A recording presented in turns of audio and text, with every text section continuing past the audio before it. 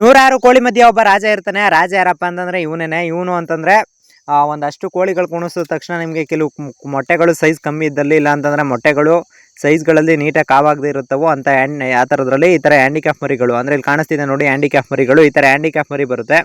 ಅದು ಯಾವ ಥರ ಇರುತ್ತೆ ಅಂದರೆ ಆ ಕಡೆ ಒಂದು ಕಾಲು ಈ ಕಡೆ ಒಂದು ಕಾಲು ಎಸ್ಬಿಟ್ಟು ಹ್ಯಾಂಡಿಕ್ಯಾಪ್ ಈ ಥರ ಆಗಿರುತ್ತೆ. ಮತ್ತು ಮರಿ ಬದುಕಿಸ್ಕೋತೀವಿ ಅಂದರೆ ನೀವು ಬದುಕಿಸ್ಕೋಬೋದು, ಇಲ್ಲ ಅಂತಂದರೆ ಬದುಕೋ ಚಾನ್ಸಸ್ ತುಂಬ ಕಮ್ಮಿ. ಇಲ್ಲಿ ಕಾಣಿಸ್ತಿದೆಯಲ್ಲ ಇದನ್ನೇ ಅಂದರೆ ಅಂಗವಿಕಲ ಮರಿ ಅಂತಲೂ ಕರಿತೀವಿ, ಇಲ್ಲ ಹ್ಯಾಂಡಿಕ್ಯಾಪ್ ಮರಿಗಳು ಅಂತಲೂ ಕರಿತೀವಿ. ಇವೇನು ಮಾಡ್ತವೆ ಅಂತಂದರೆ ನೀವು ಕೋಳಿ ಕುಂಡ್ರಿಸಿದಾಗ ಅಥವಾ ಇಂಕ್ಯುಬೇಟರಲ್ಲಿ ಮರಿಗಳು ಬಂದಾಗ ಇದು ಹ್ಯಾಂಡಿಕ್ಯಾಪ್ ಮರಿಗಳು ಪಕ್ಕ ಬಂದೇ ಬರುತ್ತೆ. ಅಂದರೆ ಕೆಲವ್ರು ಕೇಳ್ಬೋದು, ಬ್ರೋ ಕೋಳಿ ಕುಣಿಸಿದಾಗ ಈ ಥರ ಮರಿಗಳು ನಾವು ನೋಡಿಲ್ಲ ಅಂತ ಕೇಳ್ಬೋದು. ಅಂದರೆ ಕೆಲವು ತುಂಬ ಕೋಳಿಗಳು ಏನು ಮಾಡ್ತವೆ ಅಂತಂದರೆ ಕಾವು ಕೂತಿರ್ತವೆ, ಇಲ್ಲಾಂದರೆ ಒಂದೊಂದು ಕೋಳಿಗಳು ಎದ್ದೋಗೋದು, ತಿರ್ಗಾ ಬಂದು ಕೂತ್ಕೊಳ್ಳೋದು. ಅಂದರೆ ನೀವು ಡೈಲಿ ಎದ್ದೊಳಿಸ್ಬಿಟ್ಟು ಒಂದ್ಸಲಿನಾದರೂ ಕೋಳಿಗೆ ಮೇವಾಗ್ತಾ ಇರಬೇಕಾಗುತ್ತೆ. ಇಲ್ಲ ಮೇವಾಗಲಿಲ್ಲ ಅಂತಂದರೆ ಈ ಥರ ಮರಿಗಳು ಪಕ್ಕ ಬಂದೇ ಬರುತ್ತೆ. ಅದಕ್ಕೆ ಒಂದು 2-3 ಸಲ ಕೂತ್ಕೊಂಡಾಗ ನಿಮ್ಗೆ ಬೆಟರ್ ಆಗಿರುತ್ತೆ. ಅಂದರೆ ಆಮೇಲೆ ತಿರ್ಗ ಹೋಗ್ತಾ ಇದ್ದಂಗೆ ಅದೇ ಕೋಳಿಗಳನ್ನ ಕಾವು ಕುಂಡ್ರಿಸ್ತಾ ಇದ್ರೆ ನಿಮಗೆ ಈ ಥರ ಮರಿಗಳು ಬಂದೇ ಬರುತ್ತೆ.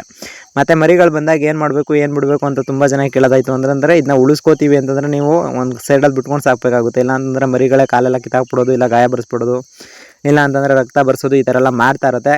ದಯವಿಟ್ಟು ಇದನ್ನ ಸಾಕ್ತೀವಿ ಅಂತಂದರೆ ಸೈಡಲ್ಲಿ ಎಲ್ಲಾದರೂ ಬಿಟ್ಕೊಂಡು ಸಾಕೋಬೋದು. ಈ ಥರ ಮರಿಗಳು ನಿಮ್ಮ ಹತ್ರ ಇತ್ತು ಅಂದರೆ ಕಮೆಂಟ್ ಮಾಡಿ. ಮತ್ತು ಈ ಥರ ಮರಿಗಳು ತುಂಬ ರೇರು ನೋಡೋದು. ಅಂತಂದರೆ ಜಾಸ್ತಿ ಮರಿಗಳು ಒಂದು 200-250 ಮರಿ ಇತ್ತು ಅಂದಾಗ ಮಾತ್ರ ನೀವು ಜಾಸ್ತಿ ನೋಡೋಕ್ಕಾಗೋದು. ಇಲ್ಲಾಂದರೆ ಒಂದೊಂದು ಕೋಳಿಗಳ ಹತ್ರ ಬಂದೇ ಬರುತ್ತೆ ಫ್ರೆಂಡ್ಸ್.